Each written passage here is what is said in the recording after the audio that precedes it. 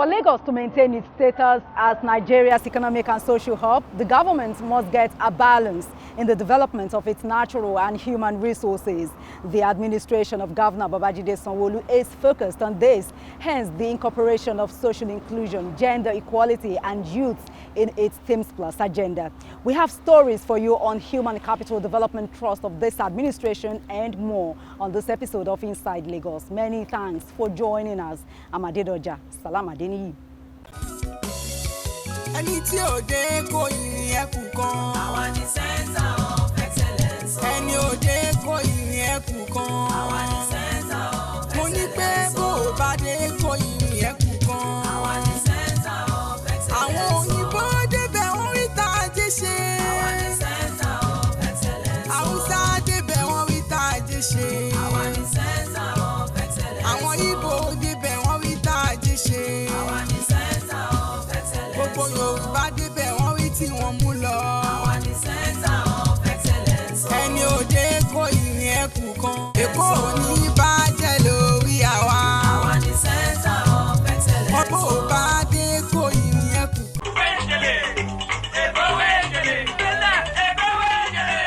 In a bid to boost productivity among civil servants in Lagos State, Governor Babajide Sanwo-Olu has announced an increment in staff car refurbishment loan from 100 million naira to 1 billion naira. Yes, that's great. Governor Babajide Sanwo-Olu made the announcement at the swearing-in ceremony of the 22nd head of service in the state, Olabode Agoro, at the Lagos House, Alausa. Yes, we were there. Lagos State Governor Babajide Sanwo-Olu has sworn in Olabode Agoro as the 22nd head of service of the state public service. The inauguration took place at the Lagos House, Alausa, Ikeja. The new head of service joined the state public service on the 1st of July 2003. He served the state meritoriously in various capacities before his elevation to the status of a permanent secretary on the 3rd of August 2015. The 56-year-old new head of service promises to address the welfare of civil servants, which he demonstrated on the spot. Due to rising inflation in the country, he proposed an increased salary for civil servants in the state. It's important that we analyze their mental health. We're also going to look after the well-being, the wellness of public servants. We're going to start with the office of the head of service, ensure the wellness of all the officers, and we will encourage it across the MDAs. I'm going to task the permanent secretaries in the body of the permanent secretaries to toe the same line. So we're not going to leave it in the hands of the governor alone. The governor cannot be everywhere and do everything. We're here to support and be his support system. In his remarks, Governor Babajide Sanwo-Olu urged the new head of service to raise the bar of public service in the state to meet global standard. Our administration remains committed to the welfare and the training of our public servants. Even as we continue to find ways to support the public service, this is a good platform, once again, to express administration appreciation to the entire public servants in Lagos State. We are aware that the federal government have also made some announcements. We will respond accordingly when the time comes, and you can be rest assured that you will not be left behind on this as well. The governor also used the opportunity to appreciate the good work of the former head of service, Akim Murio Okunola, who worked diligently for the state's public service.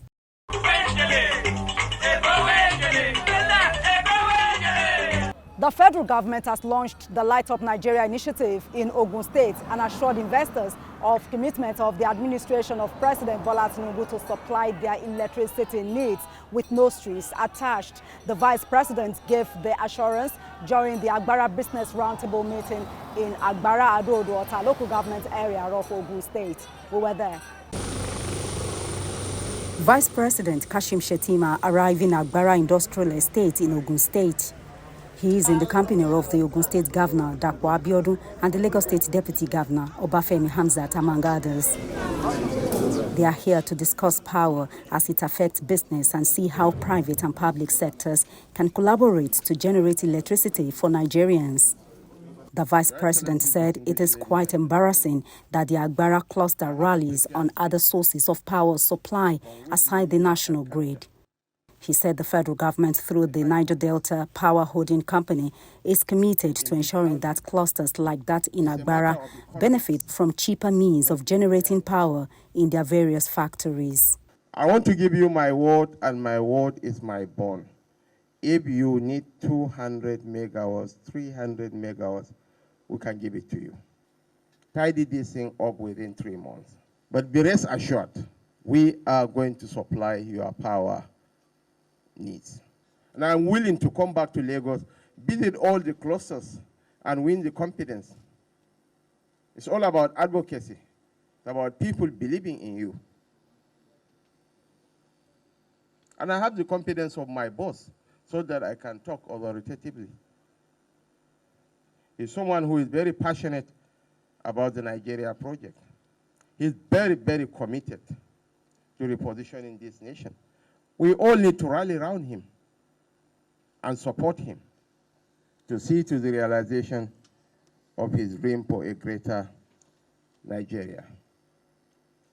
As I have always said at several fora, the hope for the black man rests with the people of this country. If Nigeria fails, the black man has failed. Minister of Power, Ogun State Governor, Lagos State Governor, represented by his deputy, Obafemi Hamzat, called for attitudinal change on the part of critical stakeholders in the generation of power. We are resolute in our determination to implement sustainable solutions that will not only meet the immediate needs of the nation, but also pave the way for a resilient and future-proofed energy infrastructure across the nation. Between Ogun and Lagos State, and perhaps maybe Oyo State, we account for 65% of the offtake of power in Nigeria. If our power issues are resolved through these kind of initiatives, it means you have more than enough power for the rest of the country. The bottom line for us is, how do we make sure that the process is fast, is seamless, and then, of course, we can do what is right for our country. For me, the biggest challenge that we see in our country now is public commentary. You know, we have a lot of people that go out there to just say things demeaning our institutions, and that is the biggest challenge. Lagos State wanted to start International Financial Center, and we engaged international people to do surveys, and they rated Nigeria very low, 106 out of 129. But you know what? When they do these surveys, livability, do they come to Oshodi to actually go and measure? They listen to your news, and then you keep killing your country. You keep killing your country. The truth of the matter is, Lagos, Ogun is safer than New York. That's the bottom line. It is safer than, so the possibility of being shot in New York is 4 times higher than being in Lagos. So the reality is, we have to decide as a people, what do we want? And how do we want to live in our own country? So we should stop demeaning every institution. We are fully aware that beyond the celebrations of today's event, there remains a substantial amount of work to be done to successfully implement this program and deliver steady, reliable, and affordable electricity to Nigerian industrial clusters.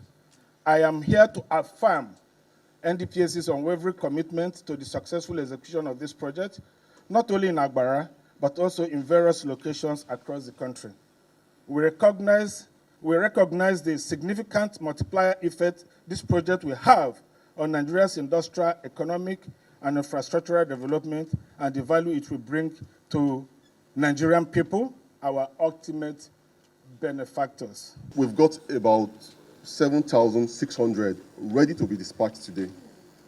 What it means effectively is we can almost double the capacity of power that we deliver to Nigerians, whether to industry, to residents, name it, if we address the key constraints. We're saying the power plants are built, they're on our grid, they are available. The question everyone will ask me is that, why are we not getting the power to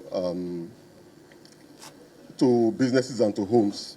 The bit of work that we still need to do, and that for a variety of reasons we haven't done as well till now, is the connection from TCN into the various businesses, into the various homes, into where we need to use the power. So this entire program, in summary, is about catalyzing the investment that takes the power from our TCN substations, our TCN lines, into the various homes. The primary objective of the Light Up Nigeria initiative is to ensure a consistent, reliable and efficient supply of electricity to the extensive industrial and business clusters in Agbara and across the country. If you reach Lagos, better life for Lagos, better hope for Lagos, so better day for Lagos, yeah. Reach Lagos, better life for Lagos, better hope for Lagos, better day for Lagos, yeah. Better Lagos, oh you, you want to speak Lagos, oh you want to better Lagos, oh you want to speak Lagos, oh yeah. It's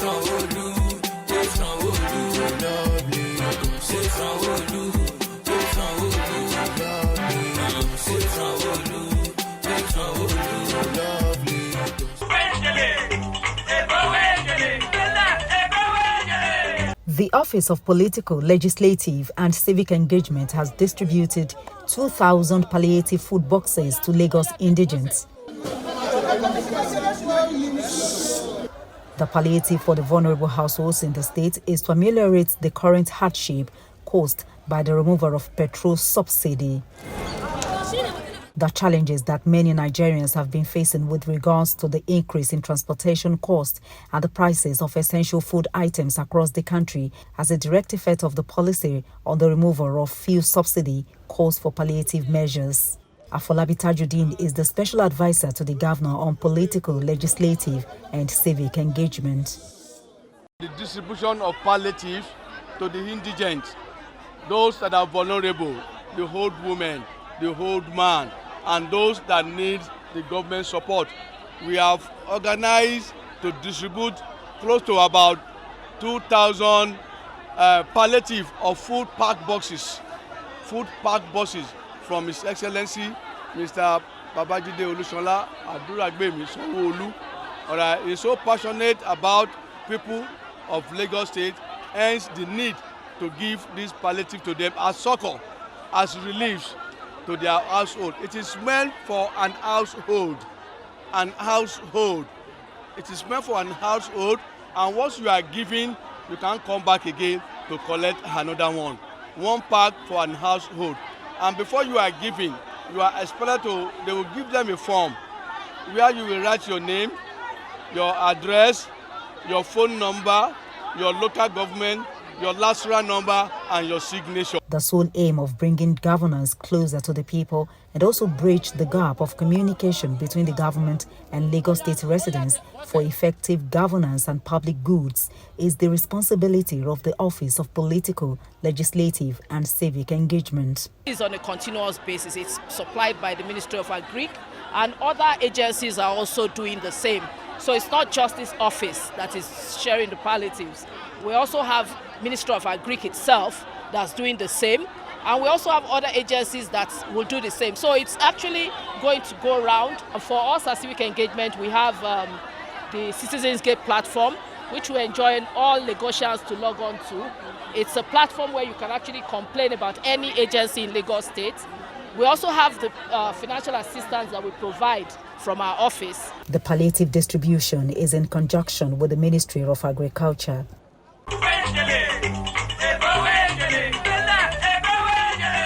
The Lagos State Resilience Office has held a resilience workshop for Secondary Schools Education District 2 in collaboration with the State Ministry of Basic and Secondary Education. The theme of the workshop is nurturing resilience thinking in students of public secondary schools, preparing for a changing world. We were there.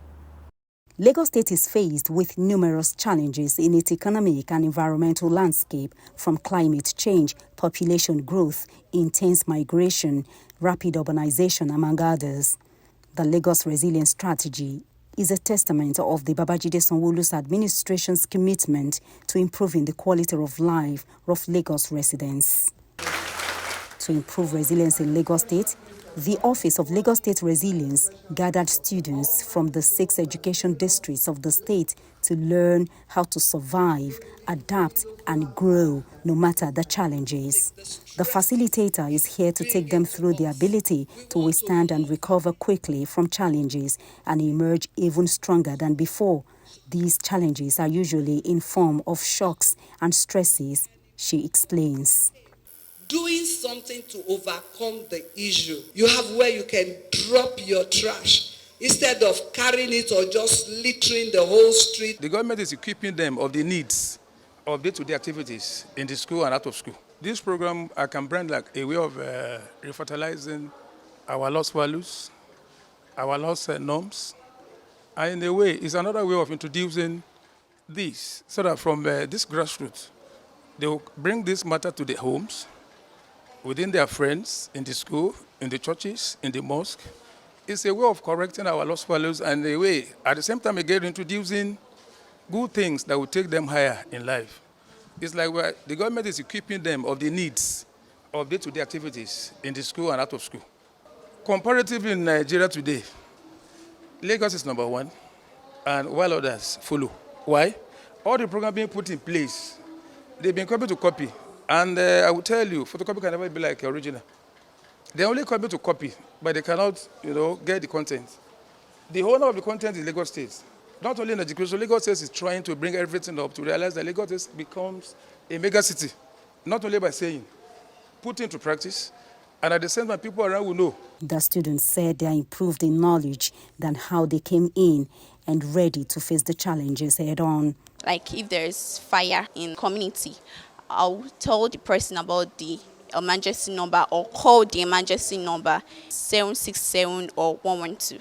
When we lit out the floor and there was rain, like drainage, so it will affect the gutters and also the drainage. It will not be able to pass. So in that case, we're going to have flood. And most of the time, people go through stress is because they are being lazy, and laziness is just something that can terminate one's life. But these programs that is legislated by the government is helping people to do things the right way in order to reduce stress and shocks. I would make sure myself I'm well equipped with knowledge so I can impact other lives. So if I have a brother that has this physical challenge, I'll be well equipped. Then go home and teach and also help in building is self-esteem, because at times most of them face these self-esteem challenges in school. So I'll help the person build the self-esteem. For the Lagos State Chief Resilience Officer, children are agents of change. That is the reason why they are brought into the picture early. The Lagos State Resilience Office publicly released the Lagos Resilience Strategy, which has a vision to make Lagos an inclusive, innovative and prosperous city that leverages the appropriate governance and infrastructure mechanisms to enable its people thrive, adapt and grow sustainably. And this document has 31 initiatives that we believe, if implemented appropriately, will build the resilience of Lagos. However, we cannot be talking about building resilience of Lagos State without talking to children also about these initiatives, because they also have roles to play.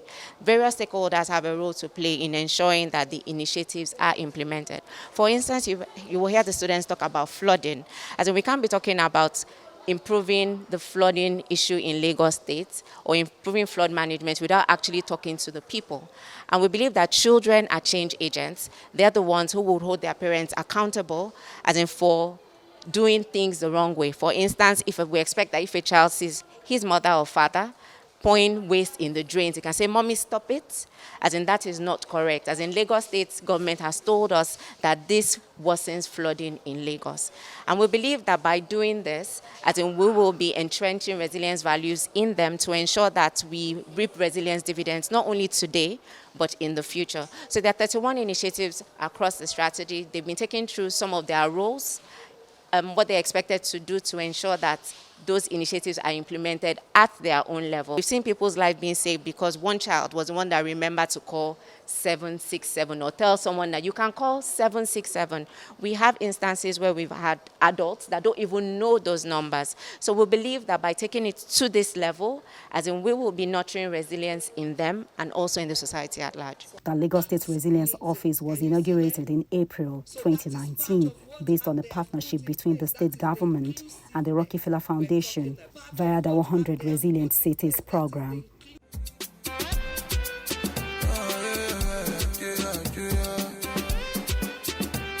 If you reach Lagos, better life for Lagos, better hope for Lagos, oh, better day for Lagos, yeah. Reach Lagos, better life for Lagos, better hope for Lagos. Talk about mainland, talk about security, talk about island, talk about good road, talk about some wood, talk about good life. Some wood lily, tẹ̀síwájú lily, àṣírí lily, some wood lily, mo kíra fún Sanwó-Olú àti dẹ́kun wa.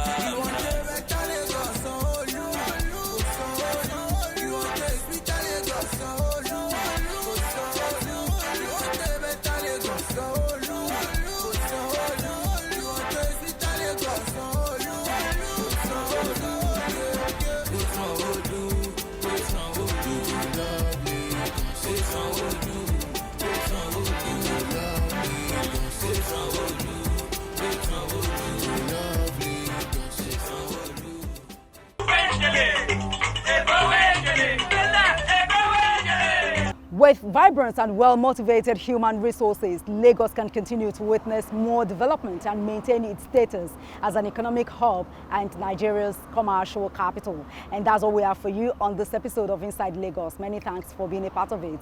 I'm Adedoja. Salam Adeniyi.